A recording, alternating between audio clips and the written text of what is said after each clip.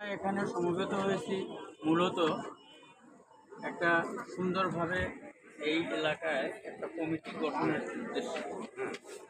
এই কমিটি যাতে আমরা একটা সুষ্ঠুভাবে গঠন করতে পারি এবং উপযুক্ত যারা স্বেচ্ছায় সেবা দান করতে উৎসুক তাদেরকে নির্ণয় করতে পারি, এমনই একটা আমাদের উদ্দেশ্য। আমরা অনেকেই ঝিমিয়ে পড়েছিলাম, যেমন 17 বছর 16-17 বছর পর্যন্ত নির্যাতিত নিষ্পেষিত হিসাবে থাকতে থাকতে আমরা কিছুটা নিষ্কর্ম হয়ে গেছি। এটা আবার পুনরায় আমাদের যে জাতীয়বাদী দলের যে উদ্যম, সেই উদ্যমটা যাতে ফিরিয়ে এনে আবার সেই আমাদের যে একটা মূলনীতি, জিয়াউর রহমান সাহেবের যে মূলনীতি, এই নীতিতে আমরা ফিরে এসে দেশ গঠনের সুযোগ আমরা সবাইকে পৌঁছে দিতে পারি এবং নিজেরও উপভোগ করতে পারি, এটাই আমাদের উদ্দেশ্য। সুতরাং আমাদেরকে সর্বপ্রথম খেয়াল করতে হবে, আমি যেটা মনে করি ব্যক্তিগতভাবে, সেটা হচ্ছে যে আমরা অনেক কষ্টের বিনিময়ে দ্বিতীয়বার স্বাধীন একটা দেশ পেয়েছি। এখন এই ভঙ্গুর দেশকে গঠন করতে হলে আমাদের সবাইকে ত্যাগ তিতিক্ষার মাধ্যমে এবং কর্ম উদ্যমের মাধ্যমে গড়ে তুলতে হবে এই দেশটাকে একটা শূন্য ঝুড়ি হিসাবে রেখে গেছেন।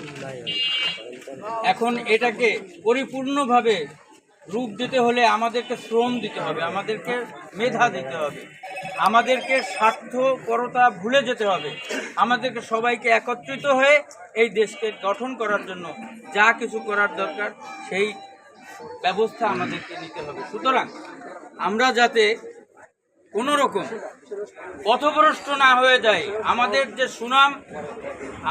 যে সুনাম সেই সুনামটার থেকে আমরা যেন মাহরুম না হয়ে যাই, এদিকে আমাদেরকে খেয়াল করতে হবে।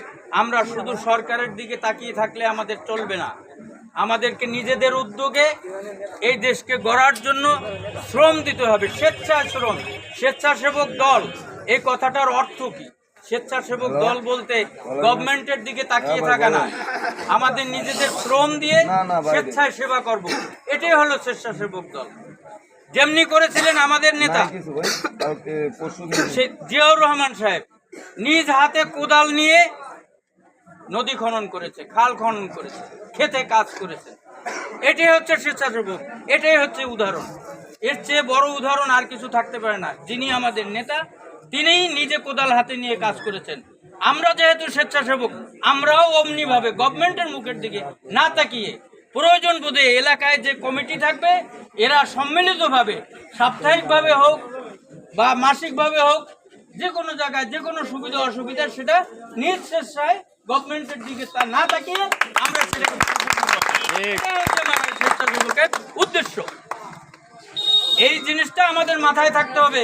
আমরা শুধু গভর্নমেন্টের দিকে তাকালে হবে না, আমরা আমাদের নিজেদের পায়ে নিজেদেরকে দাঁড়াতে হবে। এরকম চিন্তা ভাবনা নিয়ে যারা স্বেচ্ছার সেবায় এগিয়ে আসতে চান, তারাই ইনশাল্লাহ আমাদের নেতৃবৃন্দ যারা আছে, এনাদের কাছে আপনাদের একটা লিস্ট আপনারা দিবেন, আমরা সেভাবে ওনারা আপনাদেরকে সিদ্ধান্ত দিবে, সেভাবে করবেন। এই নীতি যাদের ভিতরে আছে তারা আসার চেষ্টা করবেন। আপনারা নিজেদের দলীয়গত বা নিজেদের স্বার্থ উদ্ধার করার জন্য কেউ এগিয়ে আসবেন না।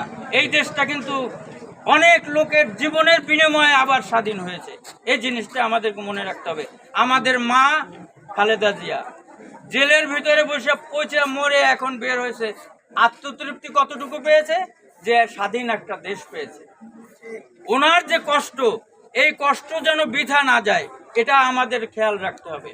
ওনার ছেলে তারেক জিয়া মেরুদণ্ড ভেঙে দেশের বাইরে পড়ে আছে, উনি যাতে আবার আপনাদের কর্মদক্ষতার বিনিময়ে উনি যেন আবার হাসি মুখে আমাদের দেশে ফিরে এসে নেতৃত্ব নিতে পারে, এমনভাবে কর্মকাণ্ড করেই আমাদেরকে এগিয়ে চলতে হবে। এ বলে আমি আমার বক্তব্য শেষ করছি। দোয়া রাখবেন এবং সবাই মন মানসিকতা এমনই রাখবেন যে এই দেশকে আমরা যেন আবার গড়ে তুলতে পারি, সুন্দর একটা দেশ হিসেবে বিশ্বের বুকে পরিচিত করতে পারি। আল্লাহ হাফেজ। বাংলাদেশ। ধন্যবাদ।